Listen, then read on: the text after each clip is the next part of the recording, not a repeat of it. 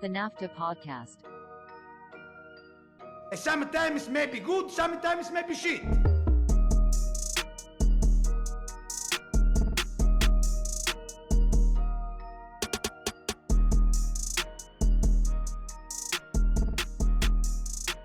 NAFTA Podcast, we are back.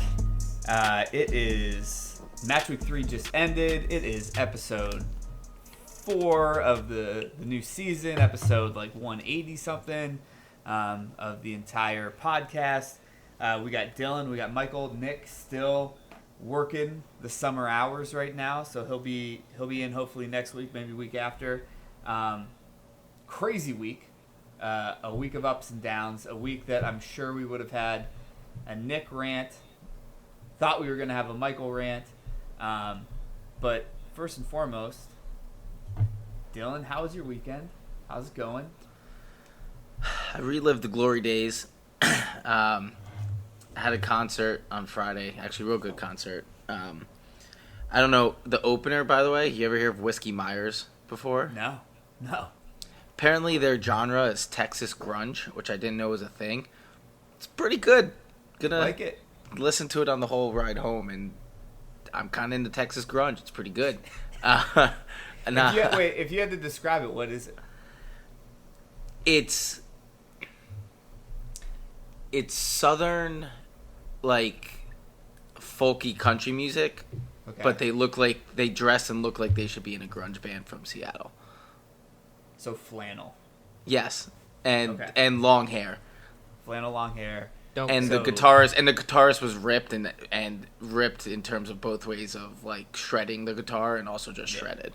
Yeah, okay.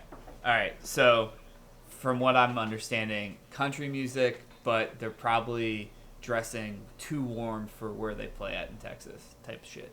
They ended up in Jersey. How'd that happen? Like, any clue? They were opening for Eric Church, so I don't think they turned it down. All right, good deal. 3.1 million listeners on Spotify, making it come up. But we did that, and then basically beach weekend, and somehow made it out till 2 a.m., actually. Wow. Going to everyone's favorite bar of Leggett's, and then we made it to a bar I haven't been to in about 7 years. That used to be like where we used to throw down back in our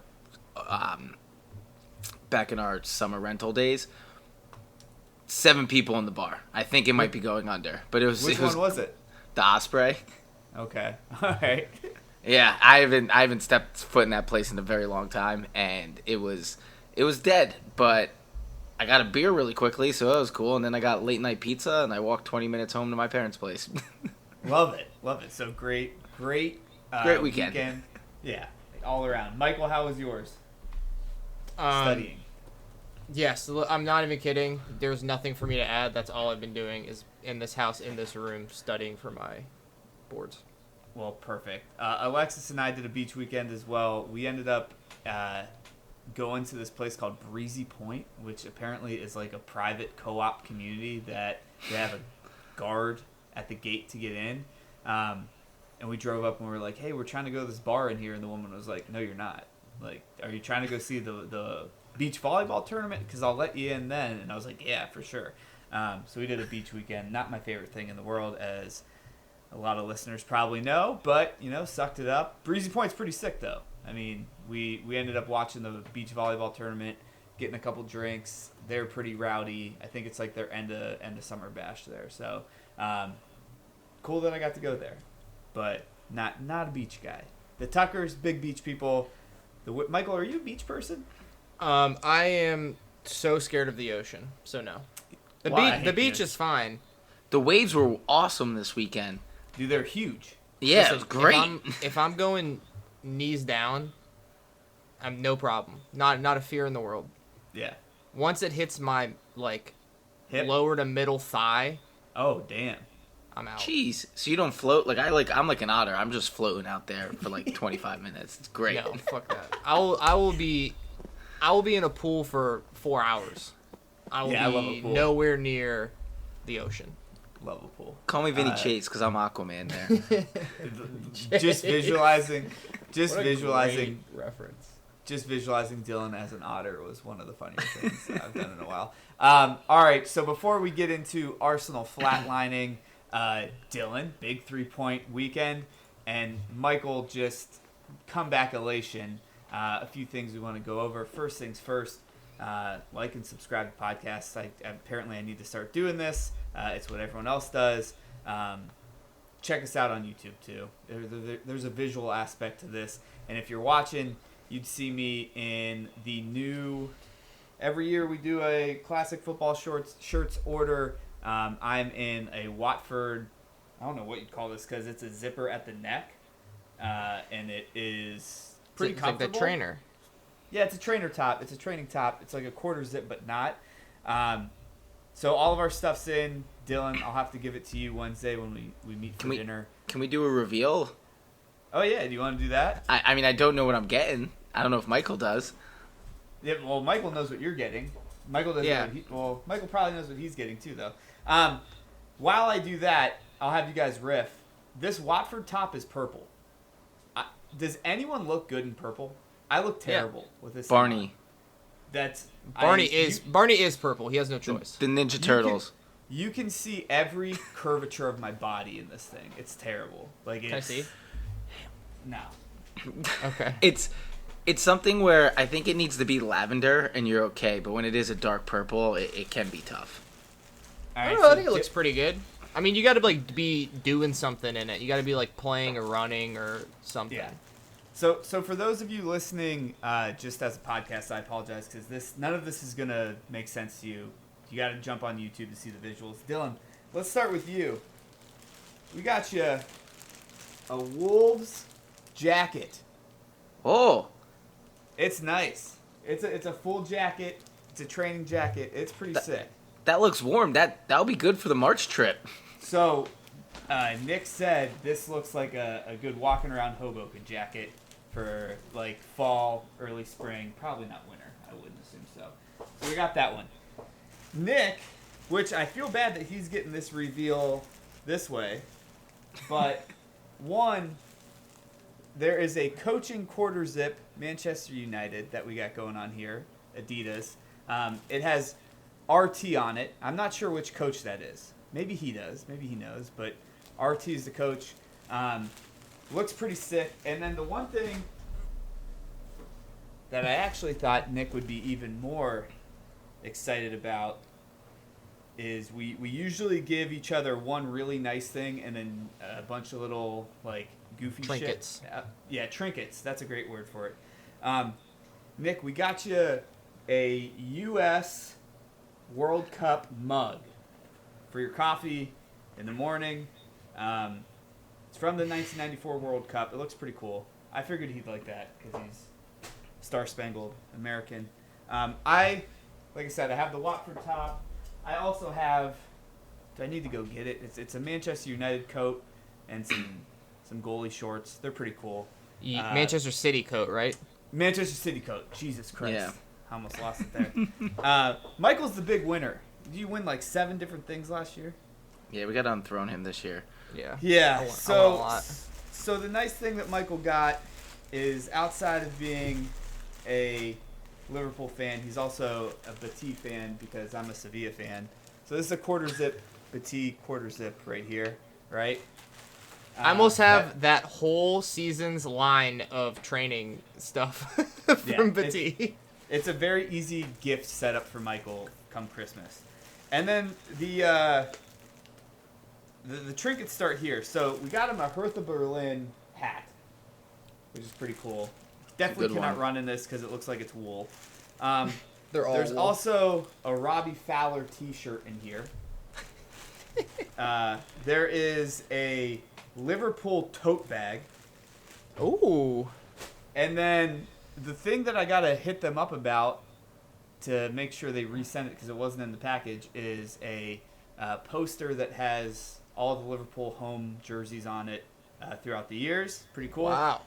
And then the thing that I immediately put into the cart when we were picking for him is a Phil Coutinho big head type situation here. Little figurine Phil Coutinho in a Barcelona jersey, unfortunately. Sorry. But Michael's guy nonetheless. So, pretty good haul. Hopefully Nick jumps on YouTube and actually, hopefully Nick knows how to use YouTube first and foremost. And then I can't wait to put see the this. Hertha Berlin hat with my Rangers wool hat Yep. and my Fiorentina hat that fits literally on just the top of my head and Yeah. nowhere else down. The classic football shirt setup, not a perfect science, as we've come to realize. It But doesn't go they're as great. to plan all They're the time. great people. Yeah, no free ads, but they're great people. All right, we want to rerun a segment that we did last episode. It's the dudes of the week. Michael started it last week, and then we named it Dudes of the Week afterwards. It's just 3 people had an incredible week. We're not trying to say it's our Mount Rushmore type situation, but this is quite literally like a Mount Rushmore type situation. And since I know you two have to riff it a little bit, I got it. I'm gonna. No, I got it. All right, you guys got yours. All right, cool. But I'll lead us off because I think that's what a good person does. My first dude of the week is Sheffield United's goalie, Wesley Fotheringham, because I had to sit there and watch this dude make 7 saves. He did concede 2 goals, but neither one of them were his fault. 7 saves. He had 65% accurate passes. I mean, he stood on his head. Ended up with 4 fantasy points, even though he gave up 2 goals. So shout out to him. He's 32. So probably towards the tail end of his career. He's not going to get dude of the week that often. So let's get him early, you know? Wesley Fotheringham of Sheffield United fame, although they lost 2-1 to Man City, which we'll get to in a second. Michael? Go ahead and give us- 32 as a goalie is not near the end of the career, by the way. True. Very true. Great point. Am I going like not the top guy, not the second guy? Am I going 3-1 here? You should do whatever you want. Whatever Yeah, your I heart think tells I think you. it's strategic, so you don't want other people like. Yeah, To be it's a honest, draft. I feel like I'm gonna let you keep probably one of your Liverpool people. I think 2 Wolves people should be chosen. I'm gonna let Okay. one of you guys have them, and Well, I'll probably take one. I'm not letting you guys pick Darwin Nunez, so. Yeah, so you should take them. Yeah, All right, that's what I'm it's a doing. draft. Darwin Nunez was my number 1, but that's my first dude of the week for reasons that we will obviously get to. Yeah, absolutely. Dylan, your first dude of the week? I'm purposely saving Wolves people for later to force you guys to have to choose one. I'll be going with James Madison.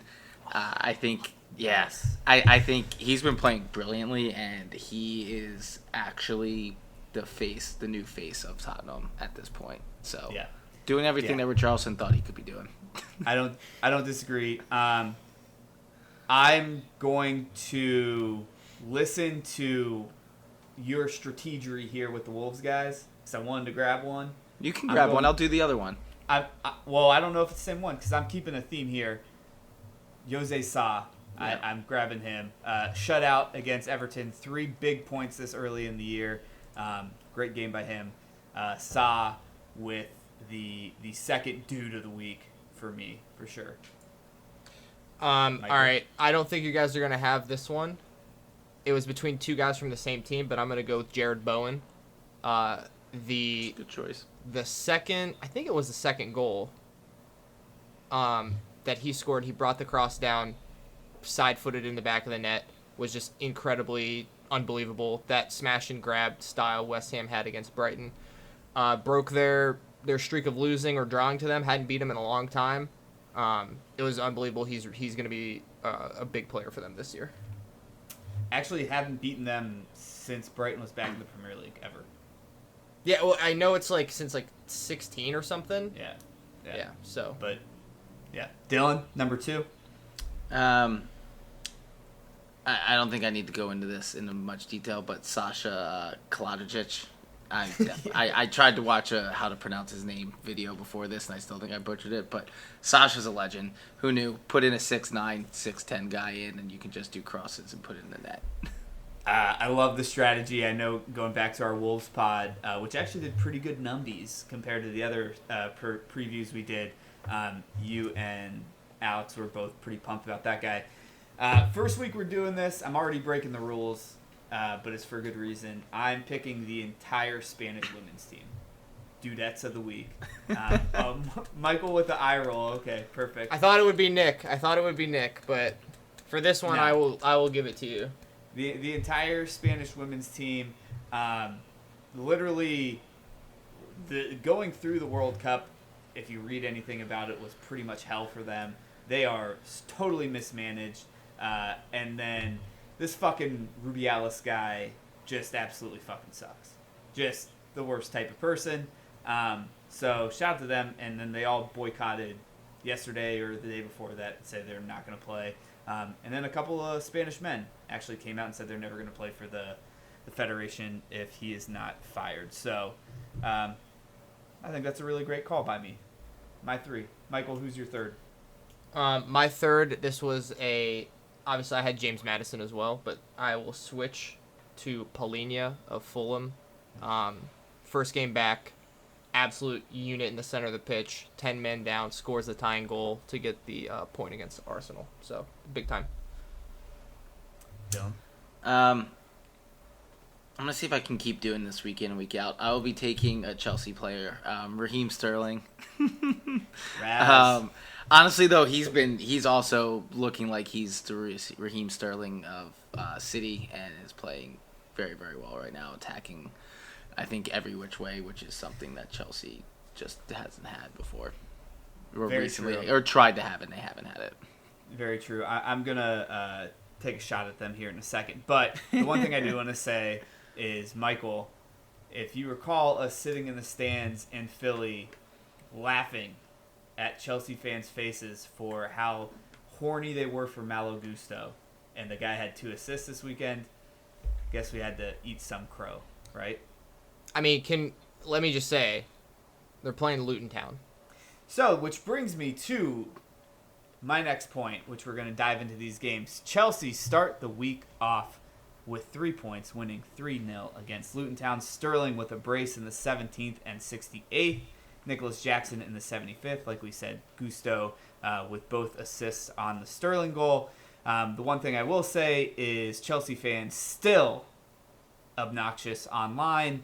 They beat the worst team in the Prem, and you'd think that they are going to qualify for Champions League off of that. Bournemouth 0, Tottenham 2. James Maddison, like Dylan just mentioned, one of his dudes of the week in the 17th minute. Kulusevski in the 63rd. Tottenham looked tough against a Bournemouth team who still don't have Tyler Adams, which will make their season totally turn around. But, I think they're pretty tough this season. Brentford and Palace share points.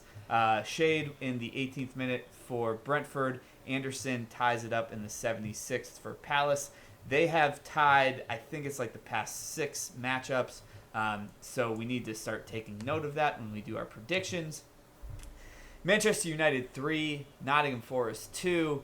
We really, really tried to get Nick on this pod. We waited to the last minute to be able to do this pod. We wanted to get his thoughts here. Awoniyi and Bowley score in the 2nd and 4th minute, respectively, for Forest. Eriksson gets one back before the half in the 17th minute. And then Casemiro gets one in the 52nd. Fernandez with the winner on a pen in the 76th. Tale of 2 halves, quite literally, for United, which I'm sure we'll get into here in a second. Brighton and Hove Albion 1. West Ham 3. Ward-Prowse in the 19th. Bowen in the 58th. Mikel Antonio in the 63rd. And Pascal Gross with a goal for Brighton in the 81st, which became kind of just a moot point. Big win for West Ham. I'm sure we'll talk about that one too. And then Burnley, Aston Villa. Burnley 1, Villa 3. A Matty Cash brace in the 8th and 20th. And then a Foster goal for Burnley in the 47th. Had it 2-1. Villa gets the deciding, or the goal that kind of put Burnley away in the 61st by Diaby. 3-1 win there.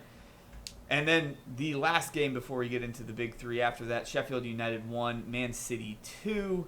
Holland in the 63rd opened the scoring. A 85th goal by Bogle. Is that his name? Bogle? For real? Like the game? I believe so. In the 85th minute, tied it up. I was about to kill Kyle Walker in that moment. Rodri to the rescue, as always, in the 88th. Get Man City all 3 points. Just a lesson to all the kids out there. Do not make bold predictions about your team a week before you have to do another podcast because they never come to fruition. City give up a goal in the first match since I made the claim. Dylan. I forgot about that. Let's cross that one off the list.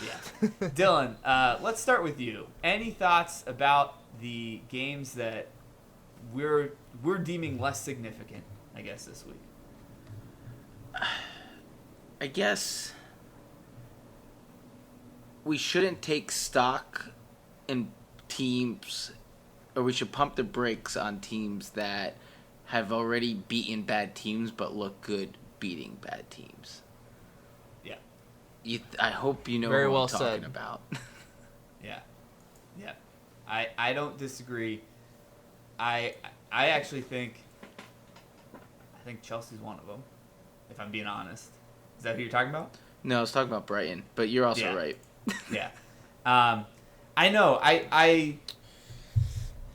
Michael, you and I were texting about this game, and you had some thoughts about this game. Obviously, Brighton dominated, and it was just 3 really great possessions by West Ham that got them 3 goals. Yeah, what's the passing stat?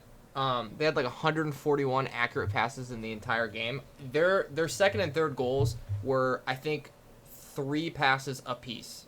The third one was from the goalie, and I think it was a big.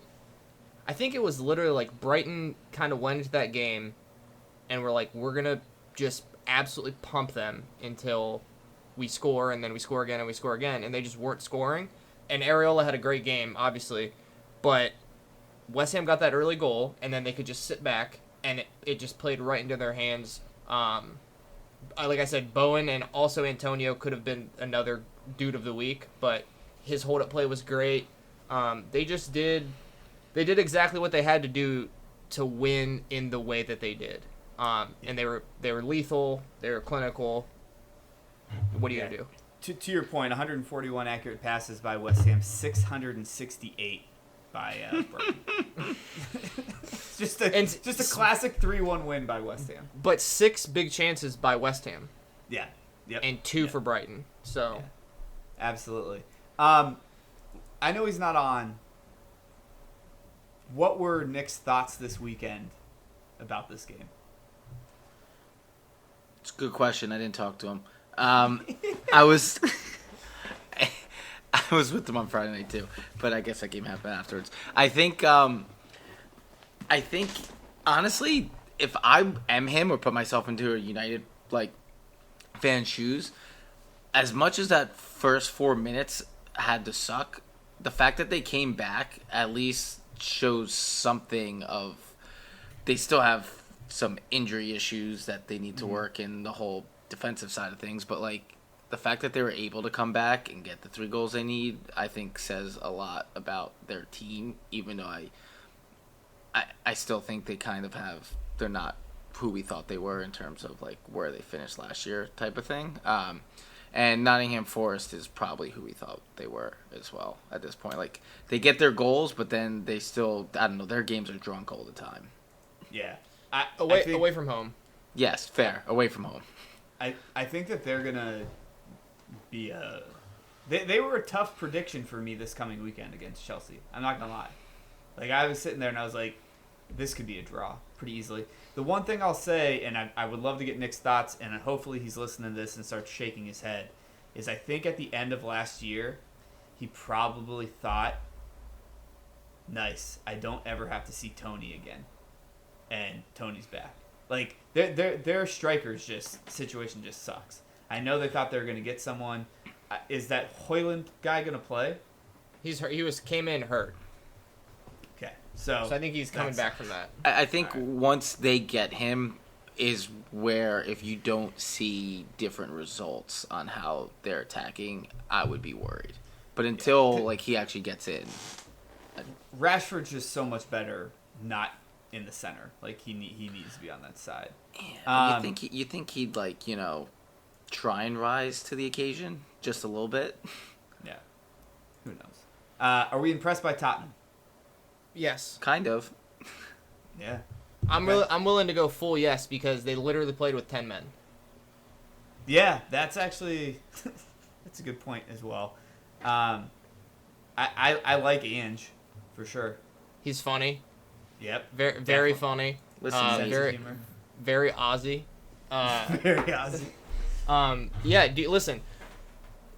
Madison I think I was listening to like Rebecca Lowe or whatever, like the Lowdown or something, and she had talked about James Madison, and she'd said like it's like he's played at Tottenham his whole life, like he's been there for like 4 or 5 years, which is not his whole life, I know. But it is like he looks like he fits that perfectly. They just need somebody other than Richarlison up top. Truly, that's what it is. He had about 7 different like Richarlison moments of it. I mean, honestly, Richarlison should come play for the Wolves because he fits exactly what we do best: is get near a goal and then you hit a post or just miss wide and be shocked that you can't believe it happened. Yeah, I think, Michael, to your point when you're saying like James Madison, I know he always played at Leicester, but if you had to picture him in a Tottenham jersey, like it just made sense. It's so easy. Same thing with Richie with Wolves. I think that's a great call. Like if you just get him in some of that. I know you guys call it gold, right? But it's definitely orange to me. You get him in that jersey, I think it just makes a ton of sense. Did you guys see his tattoo? Got another one? His new tattoo. I'm pretty sure it's brand new on his fucking neck. I don't know what it is. I swear it might have been there for a minute and I just wasn't paying attention. But I saw it this week and I was like, what the fuck is that? It made me laugh. He was also just like dicking around and falling over the ball. It's kind of funny. But real quick, before you move on to another game, I just want to say, Dylan, I 100% agree with you on the, I know I'm like backtracking a little bit, the United thing coming back from down 2-0 very early on in the game. One, why are you down 2-0 against Nottingham Forest at home? And two, in my opinion, you got bailed out by a red card and bailed out by a penalty. Because I think the red card, fine, I guess. If we're just going to call red cards a lot this year, which we already have seen like throughout the first 3 weeks. Stat of the week real quick. 9 red cards in the first 3 weeks, only 30 last year in total. That's crazy. But I think the penalty was incredibly soft. Yeah. So, just, I mean, not saying they wouldn't have won anyway, but, you know, the manner in which they did it, I'm not as, like, wow, like, a lot of grit for United coming back from that. Yeah. I wish Nick was here to defend himself, essentially. Look. I think he knows. I think Nick is aware. Yeah. Go ahead, Dylan. I was going to say, you still got to win the game. Like, even if you For get sure. your calls For or sure. whatnot, like, you still got to put the ball in the back of the net. Yeah. Alvin didn't. Listen, relax. He did later. Chelsea, I think, I'm not impressed. 3-0. I like Raz. I think it was a stupid idea for him to leave last year, but I don't know where else he would have went.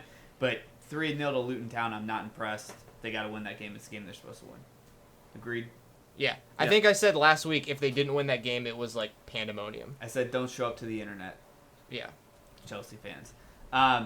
Brentford Palace 1-1 is one of those games where it's like, obviously, afterwards, it's like, obviously, why didn't we pick this? I think there's going to be games like this that Brentford do this because they don't have Tony. But there's also going to be games like they've had the past 2 weeks where if Wissa and Mbeumo can just score, they're going to win. I didn't get to watch this. They had 60% possession. Brentford did. I'm gonna look here. I think Fulham is just not very good. They had 45% in the Fulham game, and I'm assuming they had even less in the Tottenham game, 30. I think they need to not play against teams who are going to sit back against them. Yeah, I think believe that. them on the road against mid-table teams is going to be dangerous because I think they defend well, and I think those teams will press them a little bit more and try to get a goal because they're at home. When they go to Crystal Palace when those mid-table teams come to their place and play, I think they're going to kind of bunker down, and I don't think their offense is going to be as productive. Yeah, I can totally see that. I mean, this game only had 2 big chances, one for each team. So not a lot of offense going on. Any thoughts on Aston Villa 3-1 against Burnley? Matty Cash, brace. I'd be scared if I had to play Villa anytime soon. Like next game Yeah. without Virgil van Dijk. It is at home though. I know. I don't know. I think it's also something where it's that like recency bias of because of what happened in Newcastle in week 1. I think everyone of all the hype that Villa had calmed down, where Newcastle and Brighton's hype got brought up for kind of where they're playing. And because of that, I think it put Villa in a position that they've been in for the past probably, year, of everyone kind of was like, oh, yeah, they're Villa, they're mid-table, but, like, we'll see. And then they're still just steamrolling the teams that they're supposed to, and they'll probably still be competitive. I'm not saying they're going to beat Liverpool, but, like, they're going to be competitive in that format. It's going to be a tough game, I think. I agree. They got Hibernian. They got Hibernian midweek. They're already up 5-0 in that, so no starter will play. The kids will play. And it's at home. But I agree. I think that I like I said, and I actually think, wasn't it Ferguson who said that he was impressed with Newcastle, but he was also impressed with Villa in that first week because of how they played? I think the 5-1 was like an anomaly. Yeah. I agree. And then they smashed Everton 4-0, 5-0 against Hibernian, beat Burnley away 3-1. What is that? 12-1 the last 3 games. I think they're rolling right now. I don't think anybody would want to play them regardless.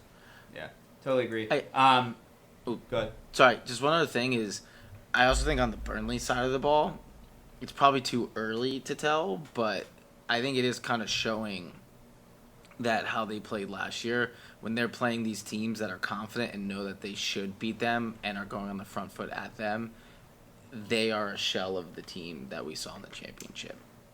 Yeah, it's going to be interesting. That Aston Villa game, like, Burnley had, I think, 8 to 10% more possession and way more passes were holding onto the ball. And, like, it'll be interesting to see Burnley play Everton. It'll be interesting, obviously, the game with you, Dylan. Wolves will be interesting. Yeah. I do think they're probably better than Luton. They're probably better than Sheffield United. But we'll have to take a look. Speaking of Sheffield United, I thought we weren't going to get the City wasn't going to get 3 points, so I made some notes. And for the 3 people that care about what I think about City on this podcast, here you go. I love them. Julian Alvarez cannot be our dead ball, free kick, corner taker. It was just too bad. How you beat Holland, you put 3 central defenders on him and you punch him in the face every time the ball gets near him so that he literally can't play. He is not good enough with his back to goal yet, and I don't know if that will ever happen, but if we were able to run people off of him much better in this game, it would have been a different story. And then the announcers were referring to Sheffield United as a stubborn unit, and I kind of just like that phrase. When I'm struggling to lose weight for this marathon, I'm just going to call myself a stubborn unit. I like it. Should have called them the Magic School Bus because they were just parked the entire time. Yeah. It was pretty frustrating to watch, trust me. Like, so, eight people behind the ball. So, the thing I'll say about the Holland thing, which I told you, but I'll say it for Dylan and for everybody else now, is there are times where he is, like, for sure getting fouled, but he is also fouling, when he is with those defenders. Now, the one where the guy literally just, like, put his arms around him, didn't look at the ball at all, did Holland fall over with the guy on his, like, holding him, like, hugging him? Maybe, but the guy shouldn't be hugging him. Yeah.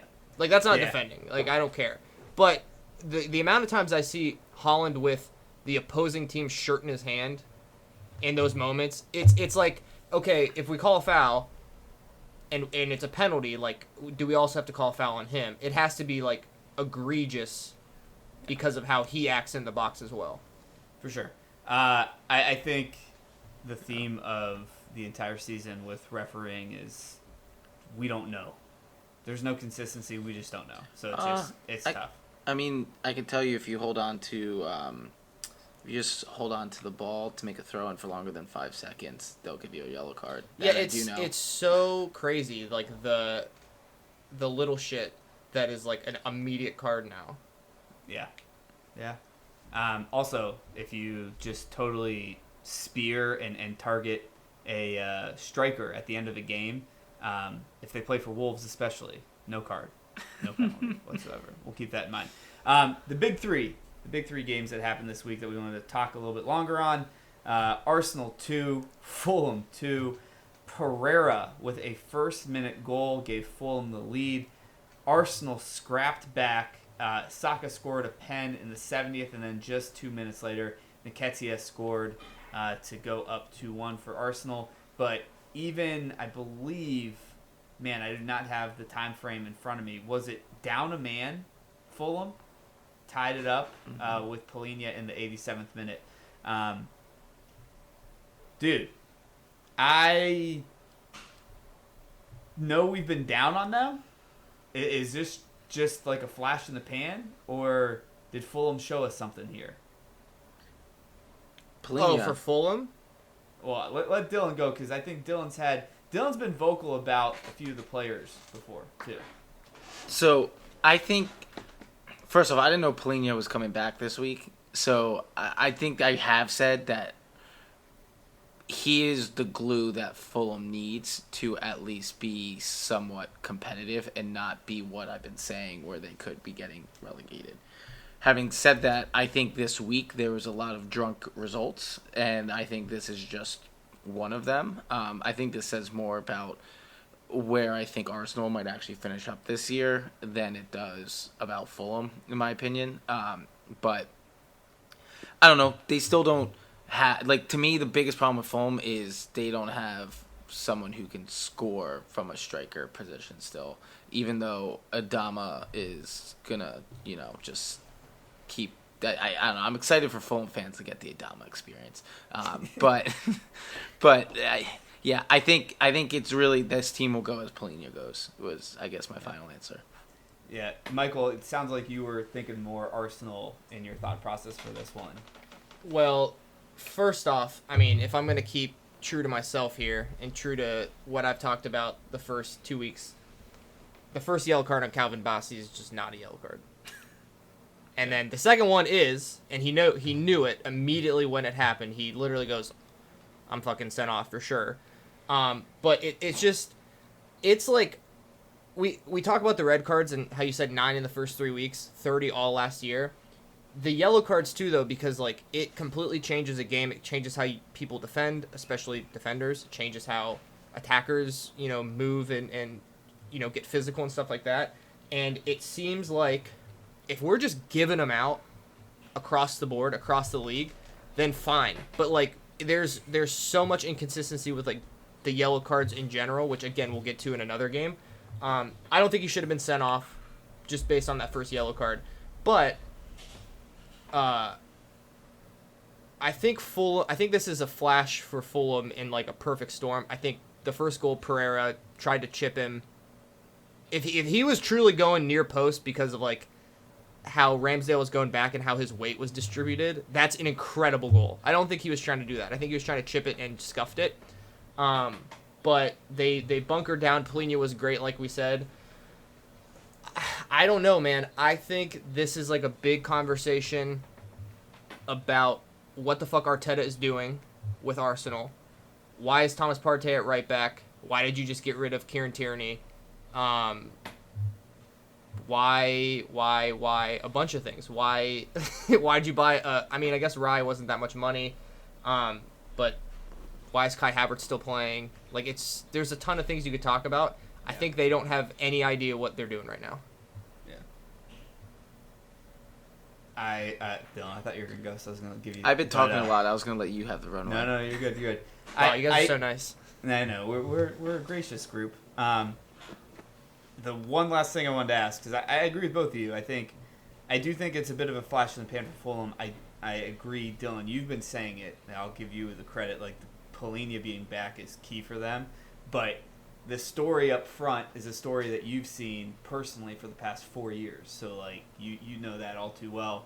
And then Arsenal is going to fall back a little bit this season. I think we've all said that. Like, they're not going to end up I think they're going to end up third. Like, I just don't think that they're going to get second and definitely not first. My last question, Ramsdale or Raya?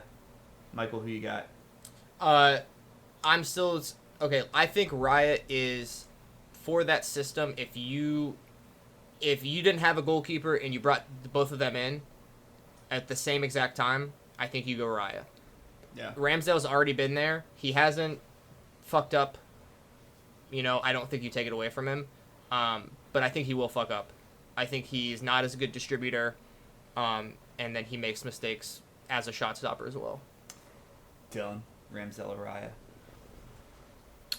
I think Ramsdale deserves it because he's been there, to Michael's point, but I think if you have another game like we just saw, I think Arteta's going to put Raya in so he can play fully to the system that he wants.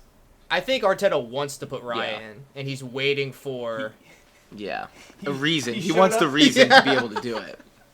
He showed up at the guy's signing, like personally was just Yeah. like it was, and I know a lot of Arsenal fans are already asking for it. Dylan, you said you were talking a lot this episode. You're going to talk even more here, man. Everton 0, Wolves 1. I need to just snip the Wolves podcast we did with Alex and have him put the name of the guy who scored here because it sounded like he knew exactly what he was doing, and I do not. So I'm going to say Kalajic. Kalajic. It's Kalajic? Kalajic. Kalajic. Love it. The Kalajic. big man in the 87th minute gives Wolves, in all honesty, I know it's week 3, but gives Wolves a pivotal 3 points. I love you just call him the big man. The name. You're just like, he's just the big man. Big man. Don't say 6'9", 6'10". What else do you He want might me be to say? 6'7", but I'm going to say 6'10". Hey. This is huge. This is a huge game. I got to hear what it was like for you watching it. Do you actually think this was as important as we're making it seem? And are you and Hank still friends? This was the most important week 3 game I've ever watched. I'm just saying. I don't know if you both actually watched the game or not. I think I said this to you guys. It was a drunk MLS game for a hot second. In terms of the fact that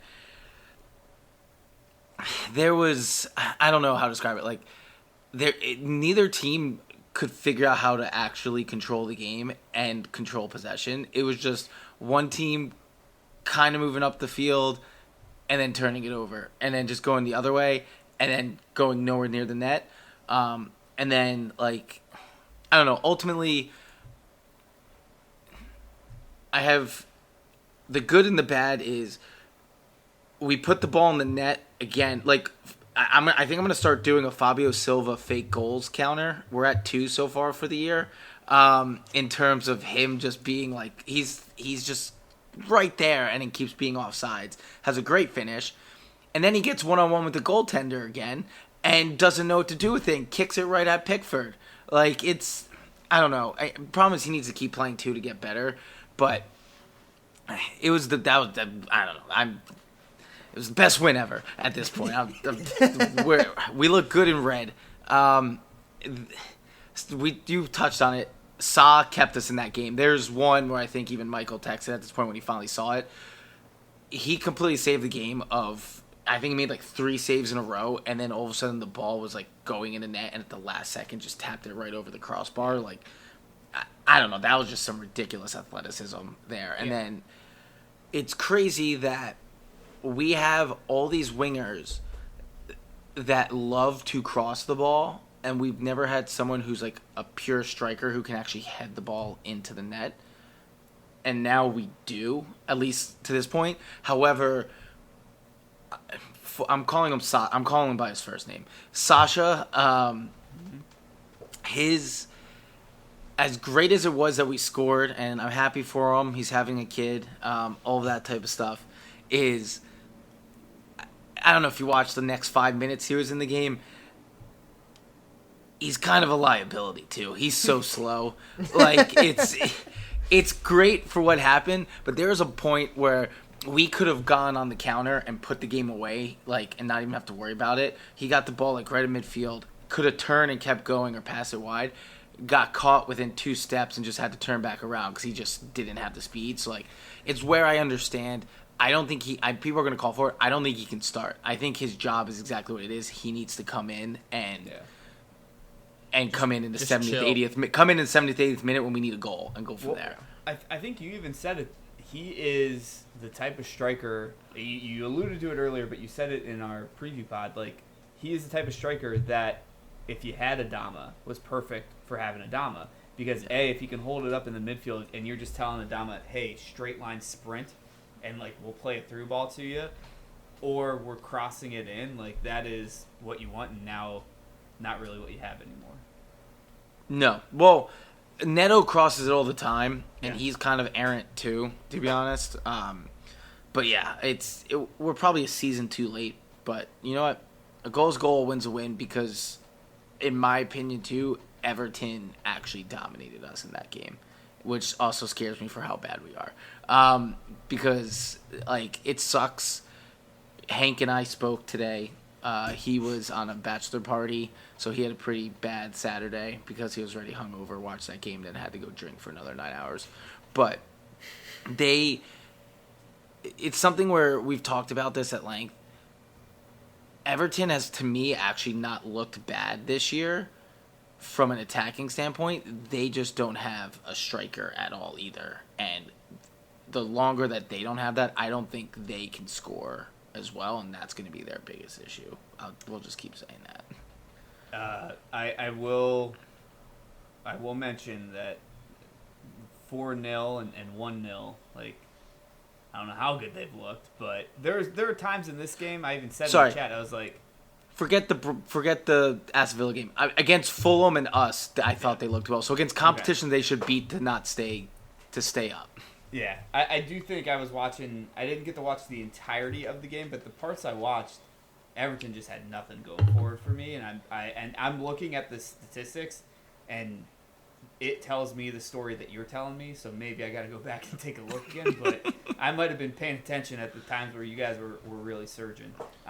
Michael, you've been calling for this execution for 3 years now. Is it finally the year? So the only thing I'll say on that, which I'm going to let my final table speak for itself in that regard. But, you know, when you have somebody who can put the ball in the back of the net when given the smallest opportunity, you can get away with like a expected goal of like 1.2 because like you're going to get maybe 2 goals from that. When as much as I love stats and everything, the game is not how many expected goals did you have versus my expected goals. They don't have anyone who can score. So they can get all these opportunities, they can get all these chances and whatever, but if they don't have somebody who can put it in the back of the net, the 2.5 expected goals against Fulham doesn't mean anything until they score. And that's kind of what Dylan was saying, just they need somebody who can put it in the back of the net. That's probably Dominic Calvert-Lewin. But again, I understand he got rocked the game before against Villa. He gets injured a lot, and part of me is kind of like, I don't think he wants to even play. Like, I think when an injury comes on, he's kind of like, all right, cool, I get to chill again. Like, people aren't going to blame me. And then comes back and maybe scores a goal or two, and then he gets hurt again. And I'm not saying he's, like, not actually getting hurt, but I think it's kind of like a weight off his shoulders when he does. I mean, I think that you're opening up an interesting point because the last thing I was going to say about this game was if you take a look at the group of players that are injured for Everton, it is a who's who of people you forgot even played in the Premier League. You got a Seamus Coleman. Jack Harrison, I totally forgot that he just transferred over this season. He's on the bench. Dwight McNeil. DCL, as we just said. Delhi is still technically under contract with them, too. Iwobi, who had a great season last year, so he's definitely a huge miss for them. And then this name, I'm going to say, I know Michael is going to have some thoughts. Andre Gomes. Just totally forgot that he was still rostered by Everton, and he's injured as well. It'll be a spicy relegation battle this year. I just know that for a fact. I mean, it's going to be one spot. Yeah. 35 points more to go. Yeah, there you go. That's the thought process. 35 is easy. Michael, you had a thrilling Sunday. Newcastle 1, Liverpool 2. Anthony Gordon in the 25th minute gave Newcastle the lead, but that was not the main issue that we wanted to talk about in the first half. Virgil van Dijk with a red card in the 28th minute.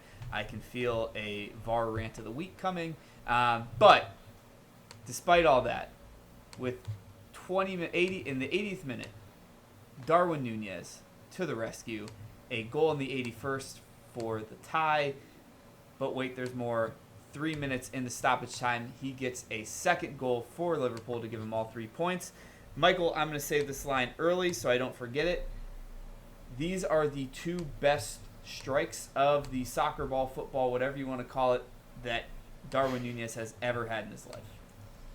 Dude, the sound of the first one off the post into the back of the net was just fucking chef's kiss music to my ears. Listen, we can obviously get to the VAR thing, but I'm just gonna give my little rundown of the game. The worst first half. Actually, I'm not even sure it's the worst first half I've ever seen from Trent, but it's up there for sure, 100%. I mean, completely at fault for the Gordon goal, like without a doubt. The biggest moment I think in the game, this is gonna sound really weird, but is the alley save in like the 35th minute. If they go up 2-0 after that, I think the game is over. Mm-hmm. Like straight up, I think it's over. I don't think we even score a goal. Joe Gomez was great. Joel Matip was pretty bad, even though he has like a pretty decent rating. He looked very shaky, in my opinion. Second half, I thought, I was like, just get a goal, just get a goal. Once we get that goal, I'm like, fuck it, try to win this game. Jason Tyndall, if you come at the king, you better not fucking miss, brother. I'm going to tell you that right now. If you shush Klopp, you better win the game. And you haven't been beating us a whole lot lately. The Newcastle fans, never have I watched your games and seen your players fall to the ground, waste time as much as you did, and then to complain against a 10-man team that you can't put us away the entirety of the game. You deserve it. You deserve it 100%. I don't feel bad at all. And then something close to my heart, Joe Linton. I mean, you should have had at least 4 yellow cards. I mean, you're just fouling people. Like, you're just hurt. Like, we played. I got to play intramural soccer Tuesday, and there's a kid there with a Gerrard jersey on, ironically, and he's just running around hurting people. Like, he's going elbows first, kicking people. I told him, I was like, at least Stevie had some flair. Like, Jesus Christ. Joe Linton, same to you, brother. You're an incredible player. You don't need to just foul people the whole time, and I don't know why you didn't get carded in the first half. We can open it up to whatever discussions we want, but that was my rundown. Darwin Nunez, I love you, brother. I'll say this. Tough schedule making for Newcastle beginning of this year. And I know when we did our preview with Steven from the True Faith Newcastle United podcast, he said if we can get some points out of the Liverpool City back-to-back, it's good. Like, this is the thing. Michael sent me my X account, Twitter account, has not been working, so I can't get on there. And Michael is literally like screen recording videos to send to me. He's like being my middleman or my secretary when it comes to this. Fuck you, on. Yeah. Some of the reactions by Newcastle fans, I get it because you're so close to a win, but like, I still think, I don't know, like, I didn't really expect them. I picked them to win, but I didn't think it was like set in stone. I still think they got a lot to learn. I mean, end of the year they're going to be a tough team, I think for sure. But losing to Liverpool down a man is not a good look, in my opinion. That's all I had, honestly. That's why you need to be attacking all the time. Don't sit back and be happy with your 1-0 lead. Prevent defense prevents victory. My question for So Michael is... I hold on. I love that because when I watch like American football games and motherfuckers are just doing prevent and then they get a field goal to tie the game or a field goal to win, it is the most infuriating thing ever. Like, why the fuck are you doing that? I mean, we're Browns fans. It's our lifeblood. I don't even know if we've been in enough situations to go prevent. Fair. To be honest. That's very fair. But it's the same thing if you're watching a game when, like, let's say it even happened with the Wolves. Like, you score late to get a lead, and then the next 5 minutes of extra time, the other team, even if they didn't have possession the entire time, all of a sudden puts an onslaught on you because you're just so scared of getting the game to be too open, and then that goal trickles in. It happens every time.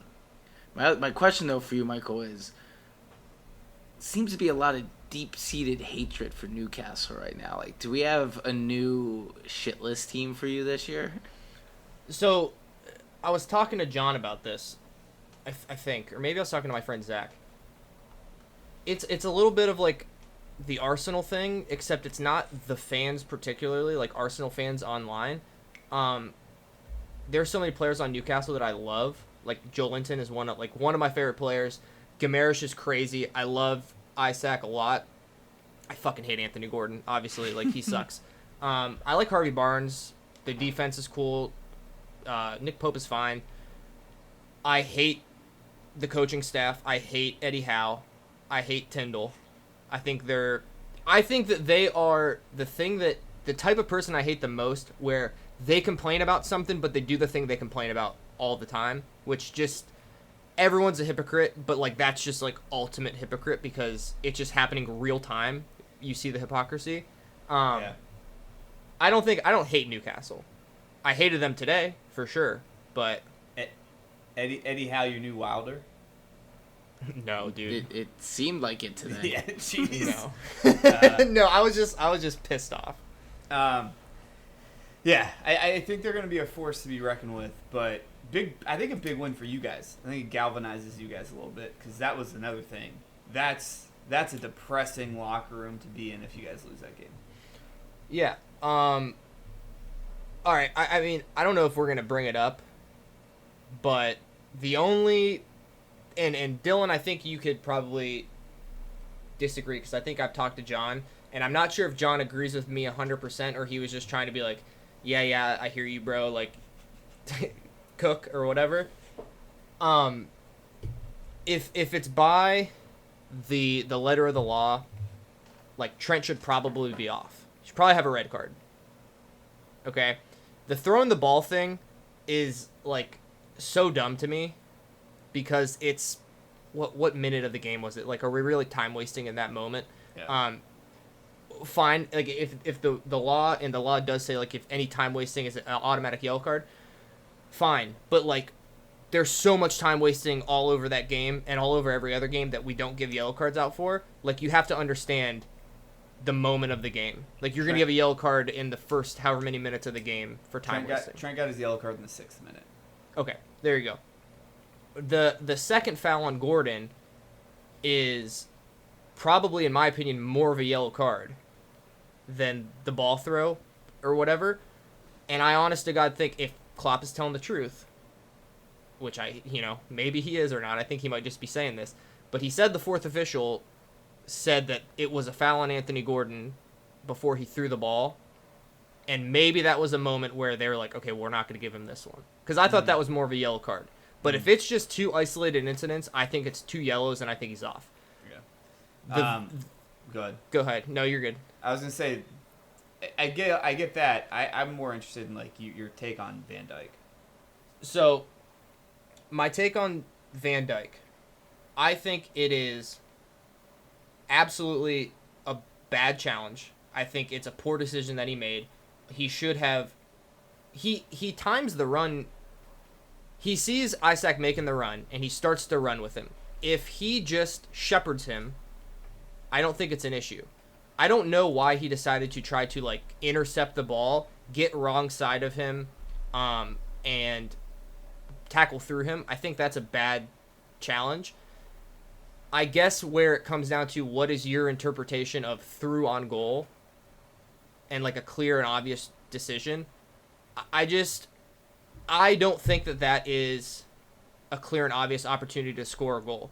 I think when I think of that rule and I think of that type of foul, I'm imagining like they play it past him. He turns around. His back is to the guy who passed the ball, and he like grabs his shoulder or something and pulls him down. That is how I guess I see that. People are saying that like, oh, he makes that touch and takes a shot.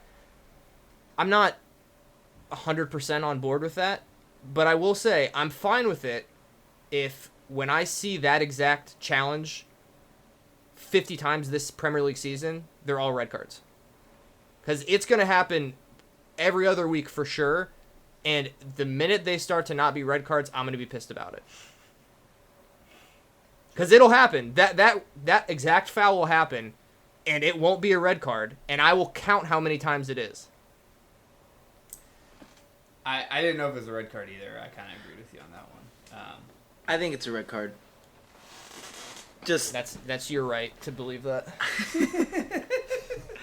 You're You're entitled to your opinions. the only reason that out of like you're describing it as a red card is, and I think it's because I just finished a legal thriller, so I've been playing both sides of the law on how to prove reasonable doubt here, is by taking him out, Virgil never gave him the opportunity to have his chance at goal. Because you could obviously argue, I think you kind of made a point to it, it's like, I can see your point of he's not going to make that perfect first touch and be one-on-one with Allison to score. However, his opportunity to have that opportunity was taken away from him based off of what Virgil did. And that's why I would say it's a red card. We're getting into like Semantics. we're getting too many degrees of freedom away from the actual incident. We haven't met Kevin Bacon yet, so it's still in play. Because Carragher is saying it's not a red card, and the reason he said it's not is because, and I disagree with this, he said it's not a red card because it wasn't a clear and obvious goal-scoring opportunity. And they said the exact same thing. They said, well, he tackled him before he could have it, and Carragher said, okay, so he still didn't have it, though. Like, he could have, but he didn't. And they said, okay, well, you're just going to go around kicking strikers. And I was like, okay, yeah, that's a good point.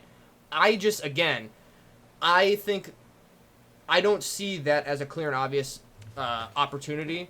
I think the way that the referees use the term clear and obvious or goal-scoring opportunity is that it's like obvious. Like, he's getting ready to take the shot, or he is past everybody, and we pull him down from behind.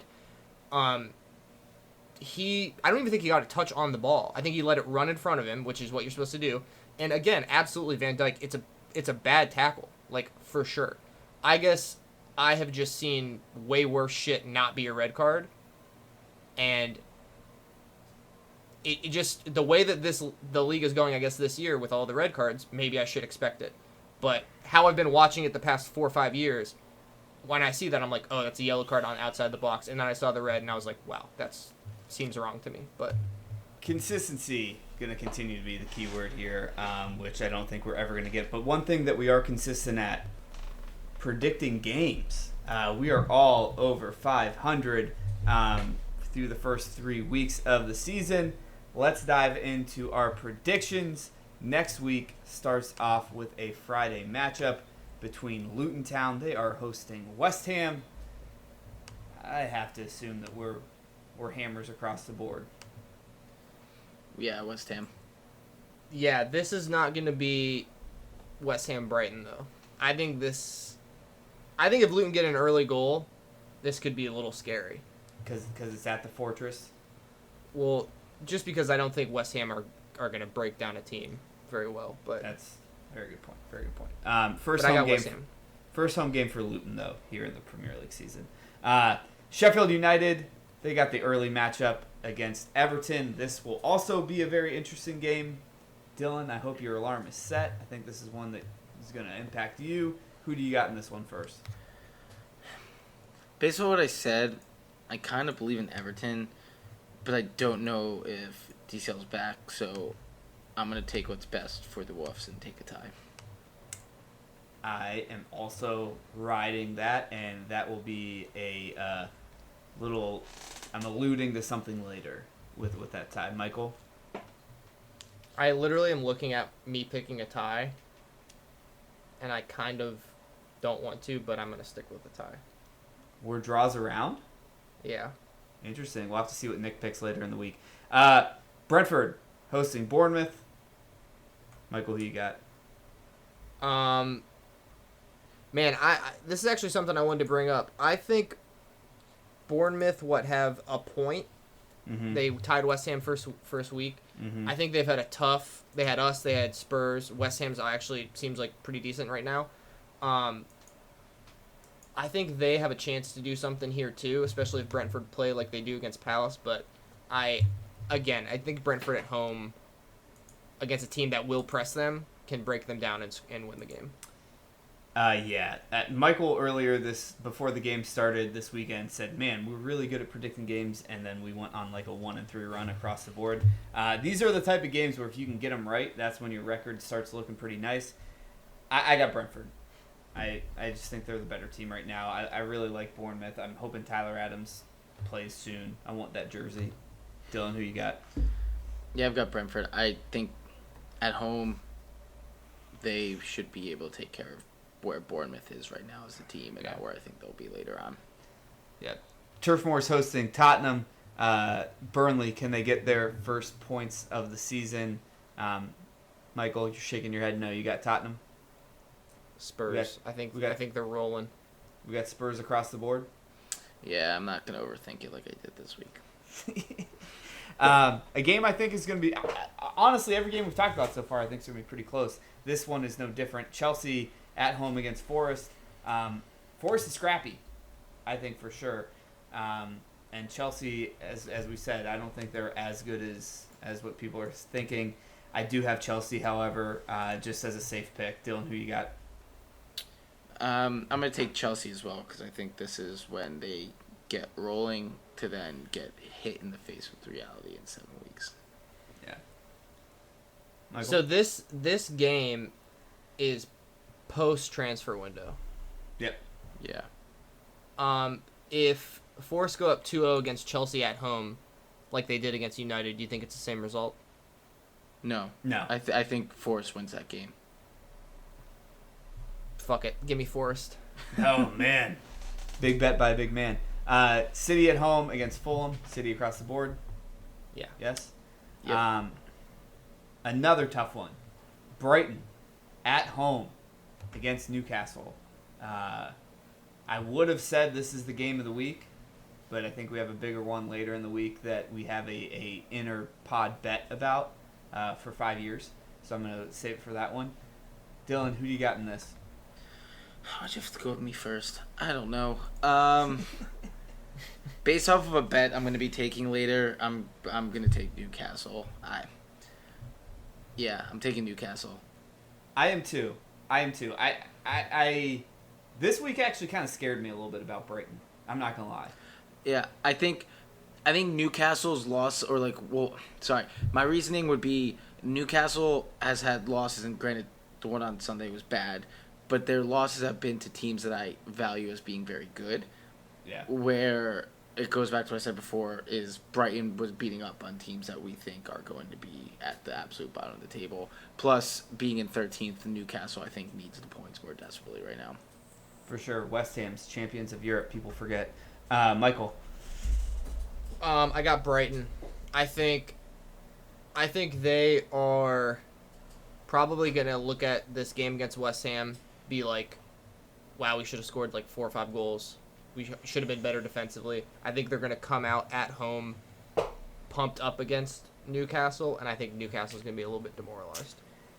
Yeah, for sure. Again, real quick plug. If you guys are not tapping into the YouTube to see the video version of this, you just missed me have a massive Charlie horse in my in my hamstring right there. That was terrible. Let's keep moving it. Dylan. What'd you pick? I picked Newcastle.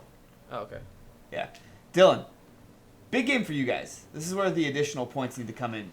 Crystal Palace hosting Wolves. Tell me your thoughts. Who do you got in this one?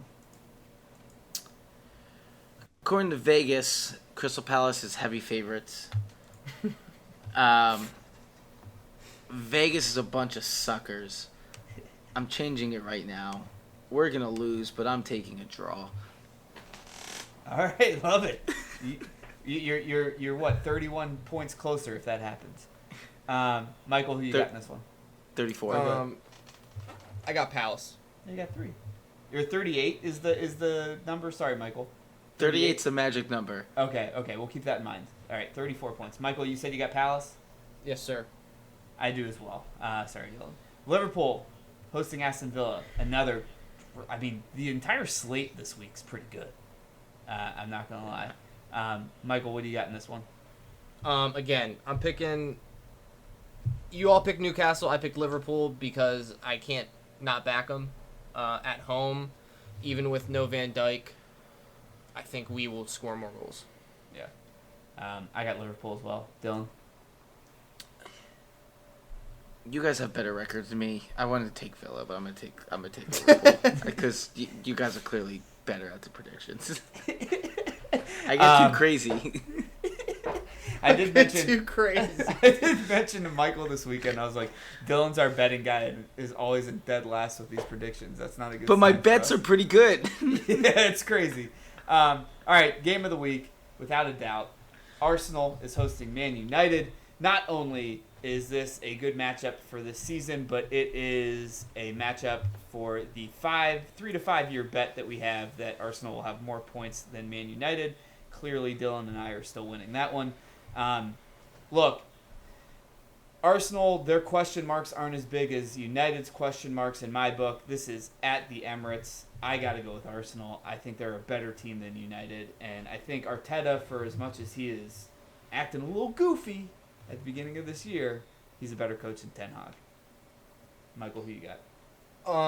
I think, to your point here, if Arsenal just play Odegaard, Declan Rice, Thomas Partey in the middle, play 4 defenders, like actual defenders, and don't start Kai Havertz, I think this is a guaranteed win.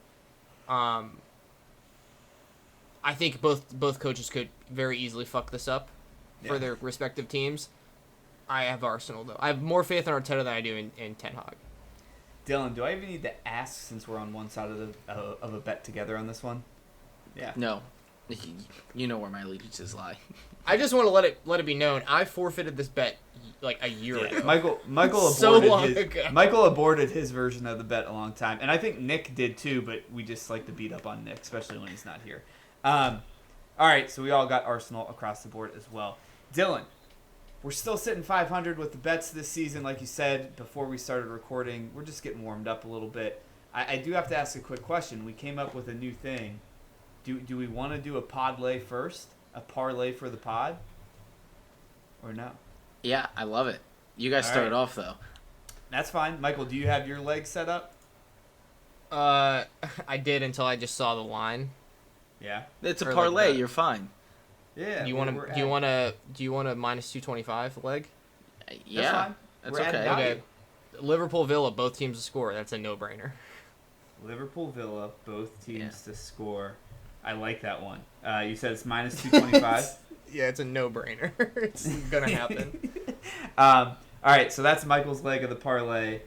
I'm gonna add some value, and I'm gonna probably be the riskiest portion of this parlay. I'm sorry, but I do like the Sheffield United Everton draw plus 225. Wow. I do. Okay. No one else does. No one else does. But I I do. just don't know if I'd. I mean that we don't even need a third pick. Nah, I'm done. Well, I guess this means I should go safe, right? Maybe That's we all- could cash it out early. No, this is the strategy of the parlay. We gotta, we gotta, maneuver here a little bit, maybe. Okay. All right. I like it. I guess I'll take one that we didn't. If the corner bets were out, I have such a surefire corner one. Can we? Corners don't come out. I don't have that line for another 2 days. Am I able to say a corner bet we're gonna add, or do you want one that's actually like you can give odds on right now? Let's say which one we'd go with, and they can add a fourth leg since Nick's not here. But then can you throw a safe bet in then? Fine. West Ham minus 140 against Luton. Okay. All right. We like the West Ham. That's actually pretty good value for a Luton Town game. West Ham minus 140. What's the corner bet you would have gone with? Team total for Everton, whatever that is, take the over when that comes out Okay. for corners. All right. Like it. Team total, corners for Everton. All right, Podlay, the first ever Podlay is set. We got both teams to score with Liverpool and Villa. Michael said no-brainer. We got a Sheffield United Everton be 0-0. draw. Give you 0-0. That was good. Yeah, Just to fuck me. Well, that's you fucked up this week with both teams to score with Everton and Wolves. All right, hold on. Let me just say, I thought they had both given up a shit ton of goals. I was like, surely these defenses are just bad, but turns out like the teams are just bad in general. So I can't wait until like we're mid-season and I have like a real good feel on these teams, and I throw a correct score 2-0 into this thing, and it's gonna be electric. Love it. We got all right. Like I said, both teams scored. Liverpool Villa -225. The Sheffield United Everton draw +225. West Ham money line versus Luton -140. It ends up +704 at this moment as we're recording on a Sunday. Take that. I think what we're gonna start doing is let's do like my unit's $10 as it always has been. I'll throw 10 on there, and we're gonna check to see where we're at. Boxing Day. Full unit on a parlay is you're a madman. now when your unit's $5. That's a good point. I can do the $10 as well. I'm assuming. All right. My actual bets then for this week is our championship bet of the week is Norwich to win -120 away at Rotherham. I don't know. I probably Rotherham. There you go. Then, Michael, we were on the same page, but I stepped it up a little bit. Okay. Both teams to score, no draw in Liverpool, Aston Villa, -105. So 2-1 either way works for us. 3-2 works. The problem is because the over's 3.5, and like as much as I'd love to do that, it's going to be a 2-1, and I'm going to be pissed if that ends up happening. For sure. We're also going to do both teams to score, no draw, Brighton, Newcastle, +110. And then the final one is, I kind of went with a screw it. We're taking the draw +260 in the Wolves Palace game. Love it. Love it. So the parlay will continue. Dylan's bets will continue. But we're easing into it, like you said. We're getting our feet wet. We're understanding what teams are going to do what. And I do think for the first 4 weeks, the first 3 weeks for sure, but this 4th week, there's no clear and obvious choices on a lot of these games, to be honest with you. This week actually seems very hard. This will be a fun week to watch. And then, of course, our final tables. We'll talk about them in the next podcast because it's after the transfer window, and we'll have to be set in stone there. Dylan, great pod, guys. Dylan, get us out of here with a joke. All right, boys. Why did the soccer player hold his boot to his ear? Because he enjoyed soul music. Cheers.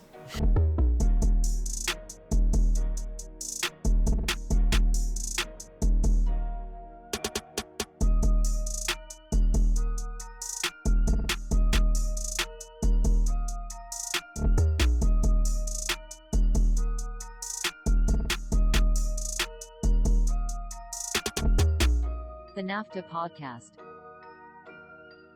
Sometimes maybe good, sometimes maybe shit.